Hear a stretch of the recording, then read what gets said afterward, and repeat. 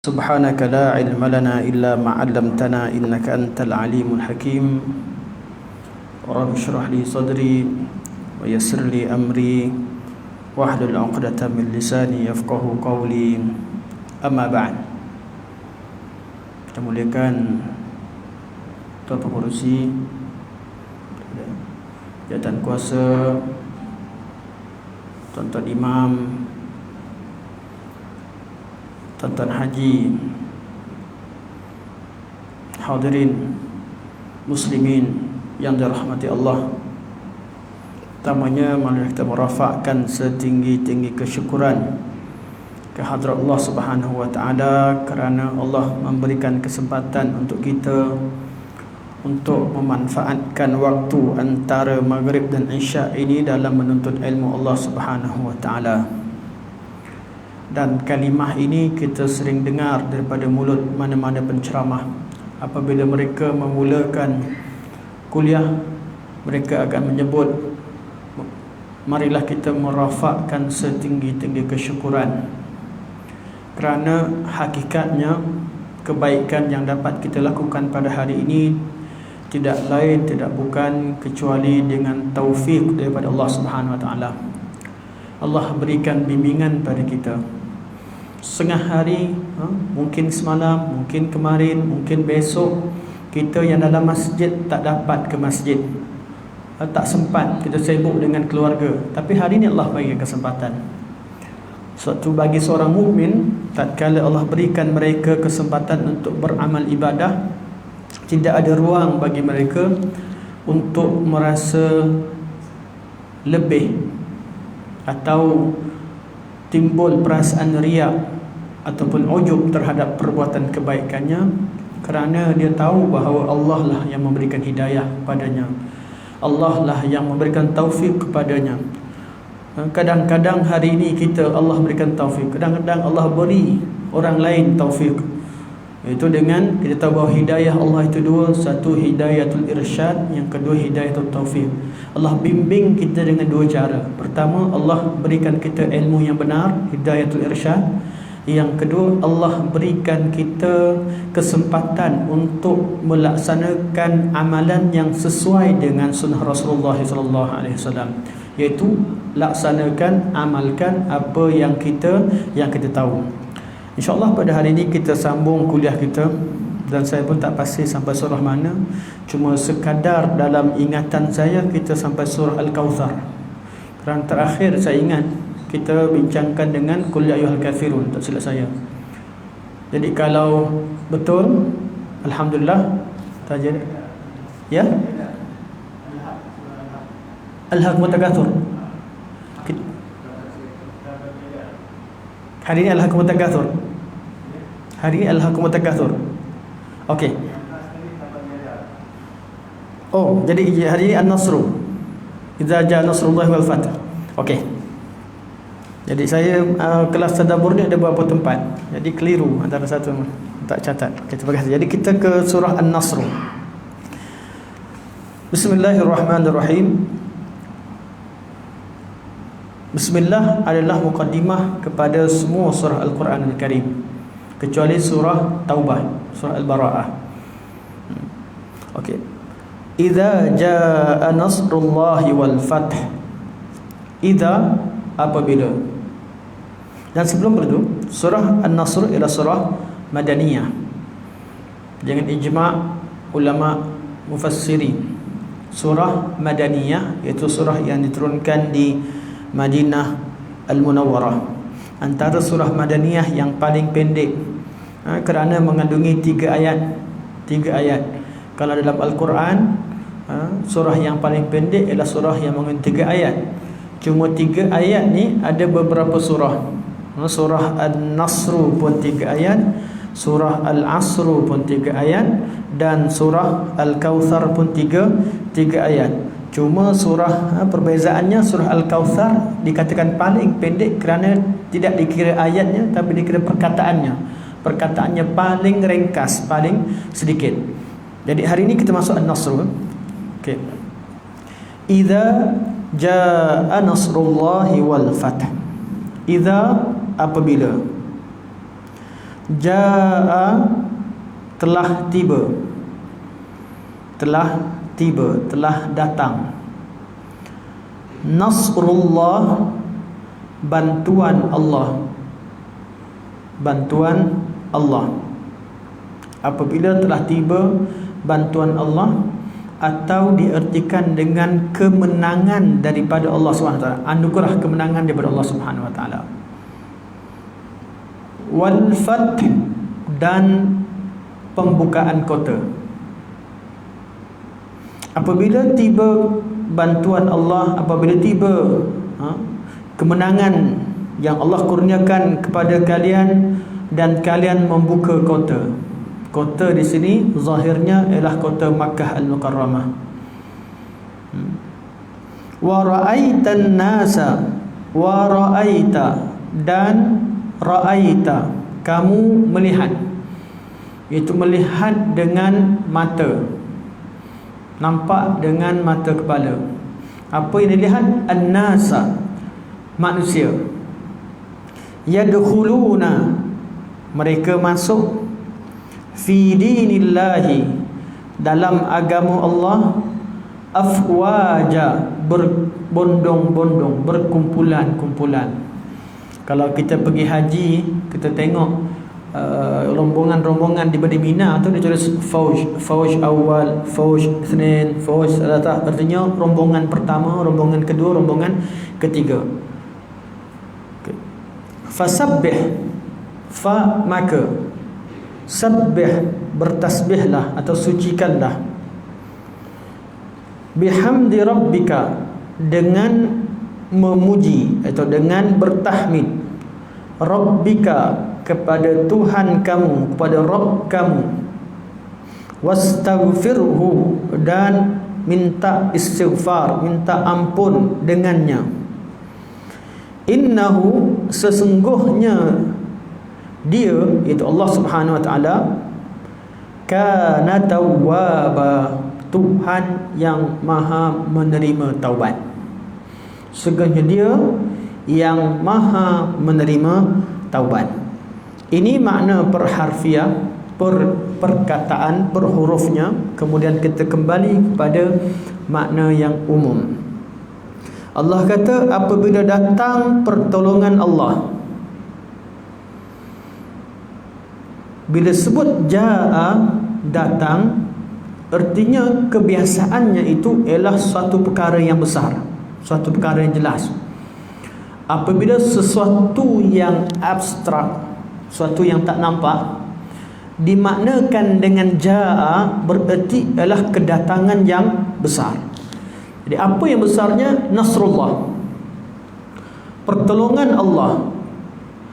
Nasrullah, kalimah nasrun dalam bahasa Arab artinya bantuan Allah untuk mengalahkan musuh. Nasrun, kemenangan, bukan menang sendiri, tak. Dia mesti ada pihak yang kalah, baru nama an-nasru.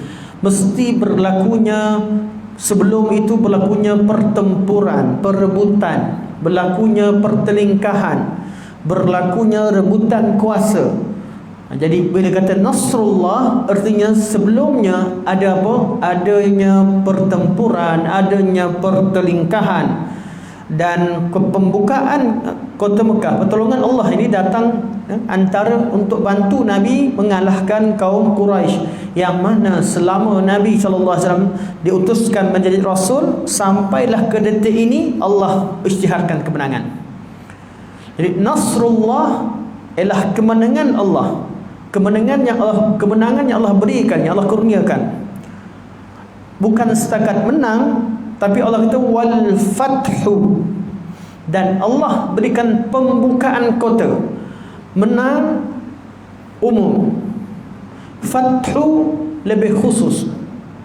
Menang, Nabi menang dalam perang Badar, Nabi menang dalam banyak peperangan, tapi belum tentu kita menang pihak musuh, kita berjaya masuk dan kontrol, kawal negara tersebut.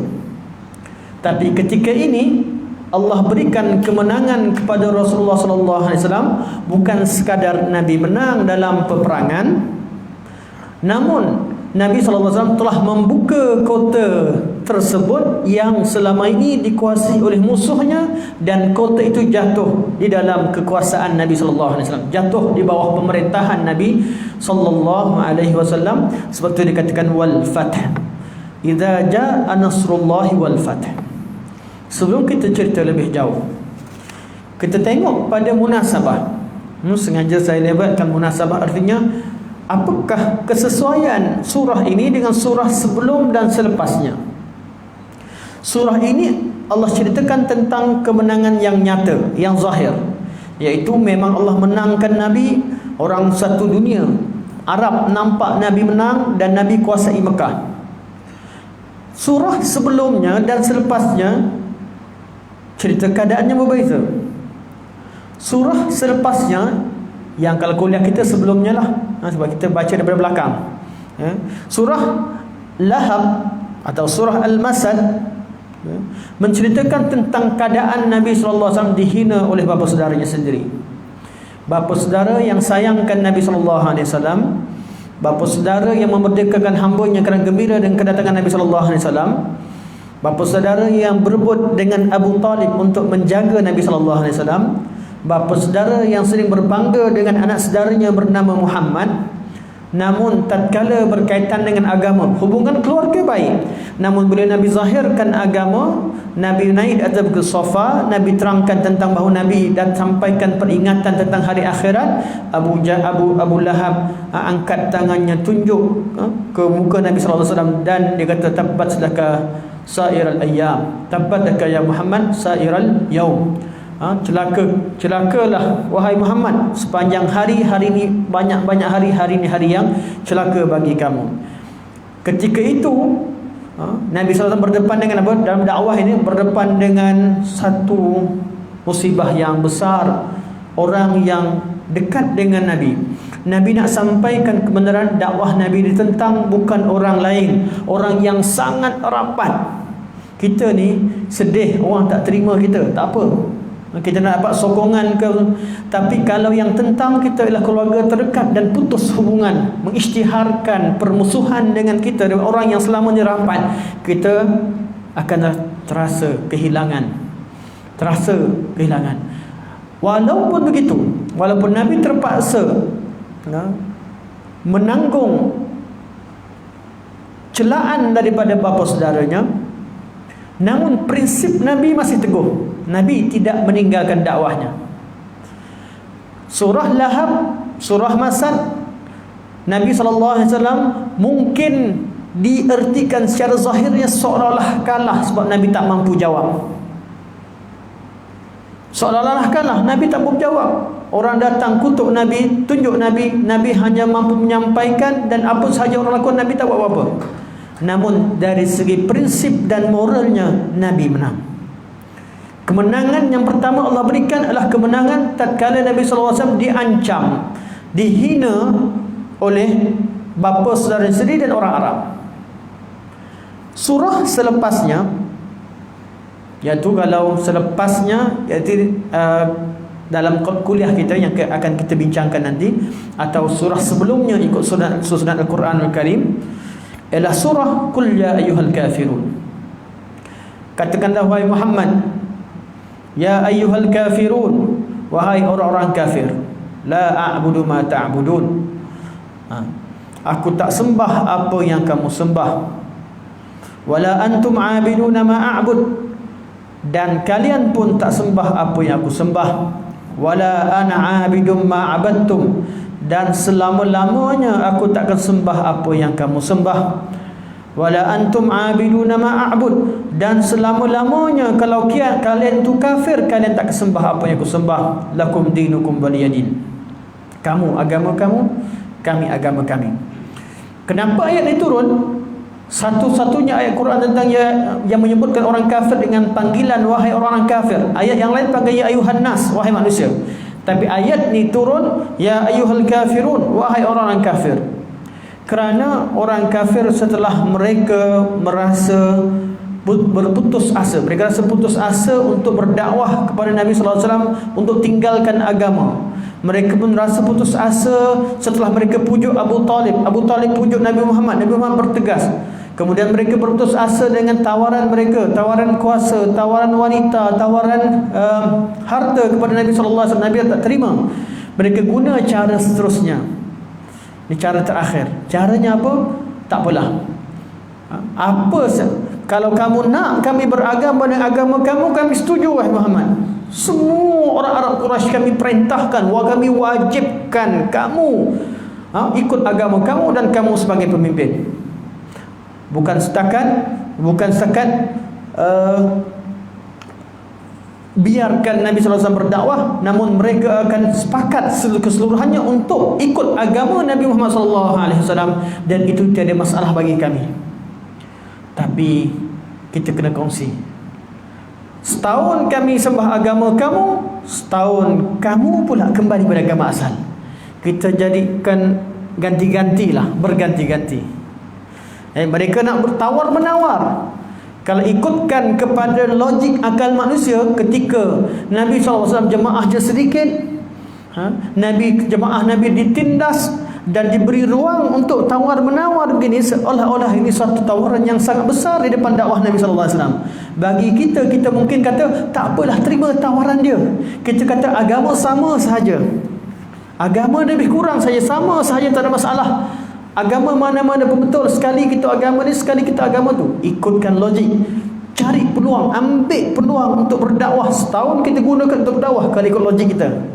Tapi bab tauhid, bab agama, bab kebenaran, tidak boleh kita bertolak ansur. Kita boleh bertolak ansur hidup bersama, tapi jangan sampai kata agama lain pun sama. Jangan sampai kita kata perayaan-perayaan agama mana pun, semua agama suruh buat baik dan semua agama betul.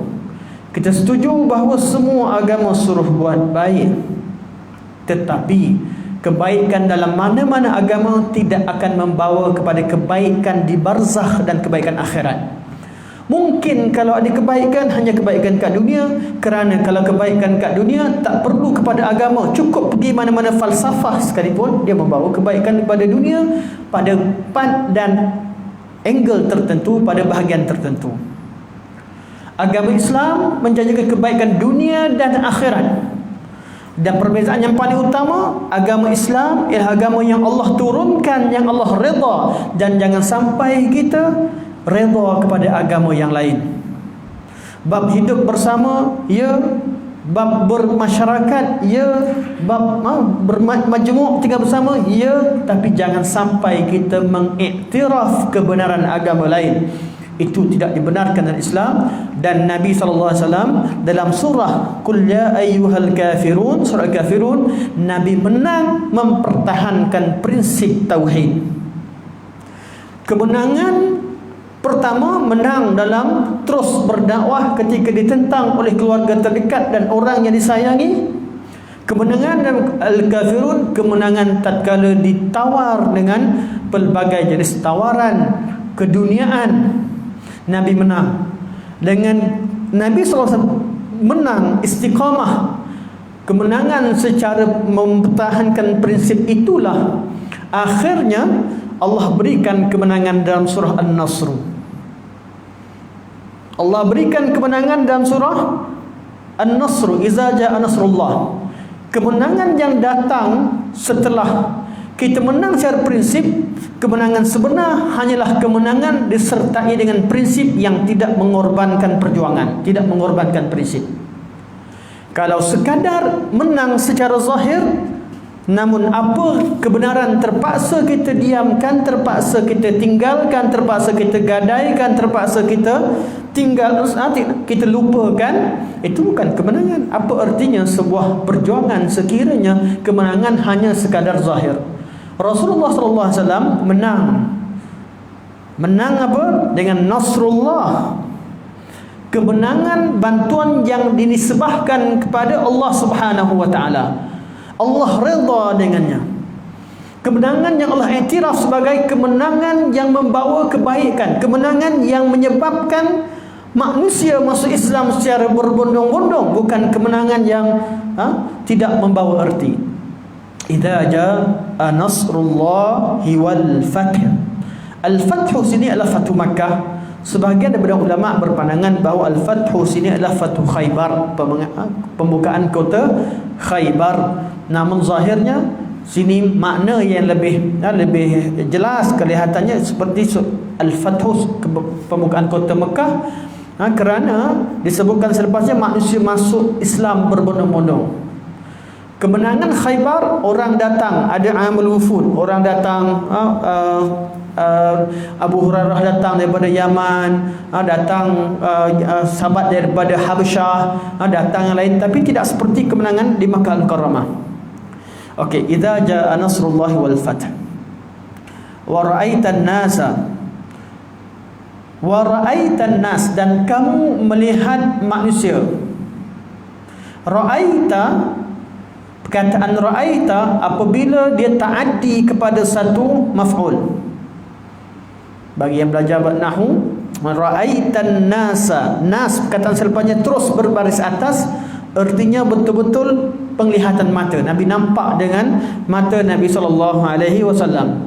Nabi bahasa Arab kata ma ra'yuka, ra'ait boleh bererti mimpi, ra'ait boleh bererti nampak dengan mata, ra'a boleh ru'yah ni, ra'yu boleh bererti pandangan. Jadi yang Nabi nampak sekarang apa? Nabi nampak dengan mata kepala. Sebab apa? An-nas di situ dia maf'ulun bih. Dalam bahasa Arab ni kita tengok, bukan tengok perkataan saja. Perkataan itu membawa berapa makna, lihat kepada jenis maf'ulun bih, muta'addi kepada satu maf'ul ataupun kepada dua maf'ul, ataupun kepada lebih daripada satu. Jadi kalau muta'addi langsung kepada maf'ul, satu maf'ul, artinya memang Nabi nampak dengan mata kepala.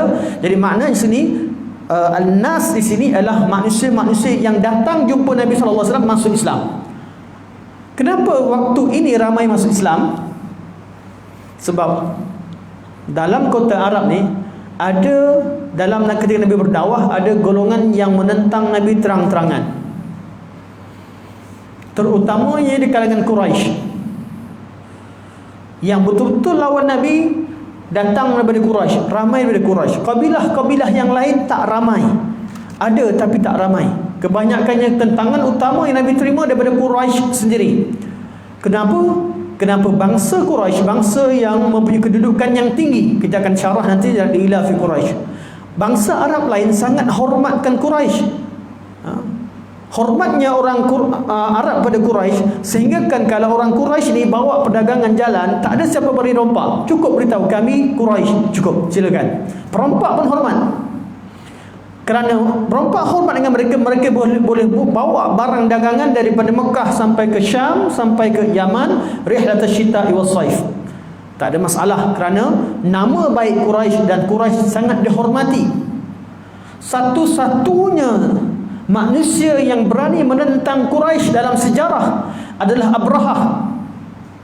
Abrahah bawa tentera bergajah yang kita akan syarahkan surah Al-Fil, selepas surah dengan surah Quraisy kita akan syarahkan bersama nanti. Satu-satunya manusia yang mencabar Quraisy, yang datang nak robohkan Kaabah yang dijaga oleh kaum Quraisy adalah Abrahah. Abrahah datang bawa tentera bergajah, belum sempat sampai ke Mekah, Allah turunkan burung ababil, hancurkan mereka. Bertambah gerunlah orang untuk lawan Quraisy. Jadi bangsa Arab yang lain ni tak berani lawan sangat. Kebanyakannya yang lawan adalah Quraisy, dan juga yang rapat dengan Quraisy. Yang berani lawan Nabi bukan calang-calang keturunannya, keturunan Quraisy dan keturunan Arab-Arab yang berdekatan dengan Quraisy atau hampir selevel dengan Quraisy, yang rapat dengan Quraisy, seperti Bani Bakar, yang di Najd dan sebagainya. Okey, jadi orang yang tentang dakwah Nabi adalah kafir Quraisy. Siapa? Dari keturunan Nabi SAW. Satu bangsa, satu kabilah, satu keluarga yang lawan Nabi SAW. Yang lain, ada yang sokong Nabi di kalangan kaum Ansar, Ahli Madinah sokong Nabi, ada yang lawan Nabi, dan ada yang atas pagar. Ini bukan pengundi je. Ramai orang Arab yang berada atas pagar. Kenapa atas pagar? Mereka kata, kalau bangsa lain lawan Quraisy, kami akan bantu Quraisy. Sebab kami tahu Quraisy Allah muliakannya dengan Kaabah. Kerana mereka sangat agungkan Kaabah, sangat agungkan Baitullah. Falyabudu rabb hadzal bait. Allah, mereka sangat agungkan al-bait, itu Baitullah. Tapi sekarang Quraisy lawan Quraisy. Abu Lahab, Abu Jahal, Abu Sufyan, orang-orang terkemuka Quraisy lawan dengan Quraisy sendiri. Muhammad yang dibantu oleh keturunan keluarga Abu Talib, pemimpin Quraisy. Pemimpin Quraisy lawan pemimpin Quraisy. Kami ni nak sokong mana? Kami tak tahu yang mana betul. Jadi orang Arab menunggu-nunggu peristiwa siapa yang menang. Tatkala Nabi bawa tentera ke Mekah untuk membuka kota Mekah, orang Arab di keliling tanah Arab, keliling Mekah, menunggu-nunggu mereka lihat adakah datang burung ababil akan menghancurkan Muhammad. Kalau betul Muhammad dakwahnya tidak benar, pasti Allah turunkan ababil, hancurkan dia sebagaimana Allah hancurkan tentera Abrahah. Kerana Muhammad telah masuk ke kota Mekah membawa senjata, membawa tenteranya. Sampai saja Nabi masuk ke Mekah, mereka terkejut. Mereka melihat Nabi dengan mata kepala mereka sendiri. Orang Arab Quraisy masuk Islam hampir keseluruhannya. Hanya beberapa orang yang lari kemudian juga masuk Islam. Orang Taif orang itu masuk Islam. Lepas bangsa Quraisy semua sekali dah masuk Islam, golongan atas pagar semua sekali masuk Islam satu persatu, hantar rombongan masuk Islam ramai-ramai, balik semula dakwah pada kaumnya. Rombongan yang lain hantar rombongan untuk bai'ah dengan Nabi, balik semula pada kaumnya. Allah kata wa ra'aitan nas yadkhuluna fi dinillah. Kamu melihat manusia masuk dalam agama Allah. Dakwah ketika ini Nabi tunggu di Madinah. Orang yang datang berbondong-bondong. Selama ni Nabi pergi cari satu persatu kat pasar, kena kutuk dari belakang Abu Lahab. Kutuk dari belakang. Jangan ikut dia, dia ni gila, dia ni penyair, dia ni kena rasuk dan sebagainya. Macam-macam tuduhan-tuduhan.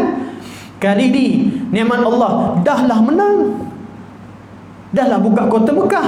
Balik Madinah, kabilah-kabilah Arab sekeliling, semua Arab datang, hantarkan rombongan untuk berbai'ah, datang belajar agama, balik semula ajarkan agama, sehingga seluruh tanah Arab masuk Islam setelah pembukaan kota Makkah Al-Mukarramah. Ini tahun bila? Tahun-tahun akhir Nabi SAW. Sebab itulah rahsia kenapa ketika Nabi wafat ada sebahagian daripada orang Islam murtad. Kenapa? Sebab mereka baru masuk Islam. Sebahagian dari mereka belum sempat jumpa Nabi SAW. Mereka baru masuk Islam, baru kenal Islam, belum sempat belajar, belum sempat hidup dengan Nabi. Tiba-tiba dengar Nabi meninggal, mereka kata, oh habislah. Golongan ini yang murtad. Sebab tu Abu Bakar bentuk pasukan hantar, macam bukan dalam Madinah, bukan dalam Mekah. Kenapa saya cerita begini?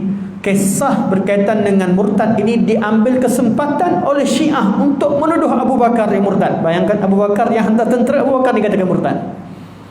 Umar, menteri dalam Makkah Mukarramah, dituduh sebagai munafik. Apa perlunya nifaq pada zaman kekuatan? Apa perlunya sembunyikan, berpura-pura jadi Islam ketika Islam dah kuat? Sayyidina Umar, Abu Bakar dan semua sahabat-sahabat yang bersama Nabi, mereka berkorban dengan Rasulullah ketika kalau mereka zahirkan Islam, mereka akan dibunuh, mereka dipukul, mereka diancam. Sahabat-sahabat yang ketika ini berjuang, jadi mereka zahirkan Islam tanpa ada kepentingan. Sebab itulah munafik tak wujud di Makkah Al-Mukarramah. Munafik hanya ada di mana? Di Madinah. Bukan kerana orang Madinah munafik, tidak. Kerana sebahagian orang kafir, mereka inginkan kewarganegaraan Islam. nak jadi warga negara Islam supaya mendapat hak-hak yang dijanjikan sebagai seorang Muslim, dapat zakat, dapat bantuan, dapat ini, dapat itu, dapat sedekah, orang Islam sayang sebagainya. Jadi adanya golongan munafik. Okey, balik kepada kisah wa ra'aitan nas yadkhuluna fi dinillahi afwaja, kamu melihat manusia masuk agama ni secara berbondong-bondong kerana mereka datang beramai-ramai dan agama ini telah sempurna. Dah selesai. Apa lagi? Orang Arab dah semua masuk Islam. Allah sifatkan dengan an-nas, seolah-olah seluruh manusia masuk Islam. Bila dah selesai, hanya satu, Allah kata fasabbih, maka bertasbihlah. Tasbih. Apa tasbih? Tasbih artinya sucikan Tuhan. Macam mana kita sucikan Tuhan? Kalau kita ni kalau nak sucikan tangan, macam mana nak buat? Tangan kita kotor, betul? Bila tangan kita kotor, kita sucikan. Kita bersuci daripada hadas. Kerana kita berhadas. Allah Subhanahu Wa Taala, kita Maha Suci Allah. Kenapa bersucikan? Allah Maha Suci. Tapi sucikan Allah bihamdi rabbik, dengan memuji Allah. Suci Allah dengan apa? Macam mana suci Allah? Dengan puji Allah Subhanahu Wa Taala. Allah tidak ada kekurangan. Allah Subhanahu Maha Suci. Jadi macam mana cara kita sucikan Allah? Ialah dengan memuji Allah Subhanahu Wa Taala. Fasabbih bihamdi rabbik. Bertasbihlah dengan memuji-muji Rabb kamu, Tuhan yang jaga kamu, Tuhan yang menangkan kamu, Tuhan yang muliakan kamu. Pujilah dia dengan bertahmid kepadanya. Sebab tu bila sebut subhanallah, Maha Suci Allah, tidak bererti artinya sucikan Allah seperti mana bahasa kita biasa, sucikan Allah dengan memuji Allah Subhanahu wa taala. Fasabbih bihamdi rabbik, fasabbih bihamdi rabbika wastaghfir, dan beristighfarlah kepadanya. Siapa yang Allah suruh istighfar? Nabi Muhammad. Wastaghfirhu. Nabi Muhammad ada dosa ke? Nabi Muhammad kan maksum. Dosa Nabi dah diampunkan sebelum dan selepasnya. Kenapa Allah suruh istighfar? Abu Bakar perasan. Malah Ibn Abbas, bila pada zaman Sayyidina Umar Al-Khattab radhiyallahu anhu, budak-budak lagi masuk, apa makna ayat ni? Sahabat lain kata Allah berikan kemenangan, ayat ni Allah suruh istighfar, Allah bersyukur. Kata Ibn Abbas radhiyallahu anhu, Ibn Abbas betul Ibn Abbas beliau berkata, itu menunjukkan ajal Nabi telah dekat. Cara Allah Subhanahu Wa Taala sempurnakan surah ini, Allah kata bila dah datang kemenangan, orang Islam masuk ramai-ramai, artinya sempurna dah kerja kamu, hendaklah kamu bertasbih. Kita pukul masuk isyak.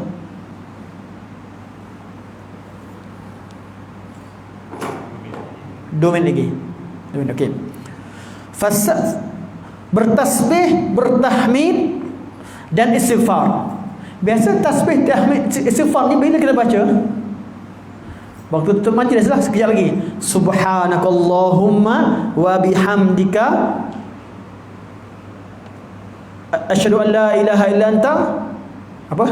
Tasbih kafarah. Subhanakallahumma wa bihamdika asyhadu an la ilaha illa anta astaghfiruka wa atubu ilaik. Ya, wa atubu. Semua tasbih, tahmid, istighfar, taubat yang mengakhiri segala perkara, Allah sebut fasabbih bihamdi rabbika wastaghfirhu innahu kana tawwaba.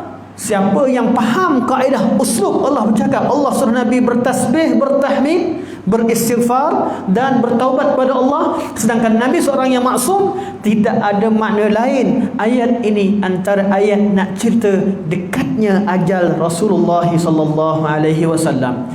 Sebab tu turun ayat selepasnya lagi, ketika Nabi buat haji selepas pada Al-Fath, turun haji dia Allah Ta'ala, al-yawma akmaltu lakum dinakum. Semua ayat-ayat datang selepasnya ayat-ayat yang mengisyaratkan bahawa ajal Nabi dekat. Dan Nabi pun ketika bercakap, Ambil, tengok betul-betul haji macam mana aku buat. Mungkin tahun depan aku tak sempat bersama kamu. Ini antara tanda-tanda dekatnya ajal.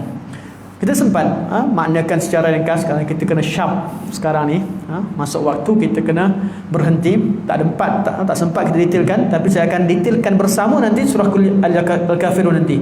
Ada kaitan dengan surah An-Nasr. Yang penting pengajaran yang paling utama. Dalam banyak-banyak pengajaran, saya pilih satu pengajaran.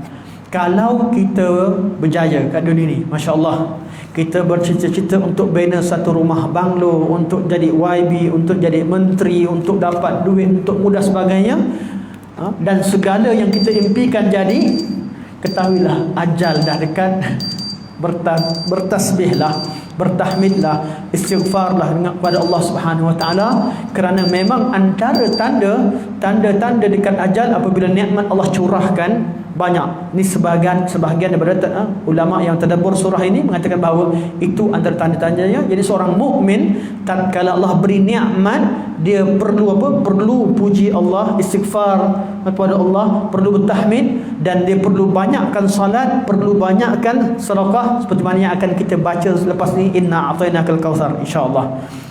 Sampai sini dulu. Semoga Allah jadikan pertemuan kita bermanfaat, yang baik Allah SWT, yang lemah kurang dosa sendiri. Semoga Allah SWT terima kebaikan tersebut dan mengampunkan kelemahan tersebut, dan kita tutup kafaratul majlis.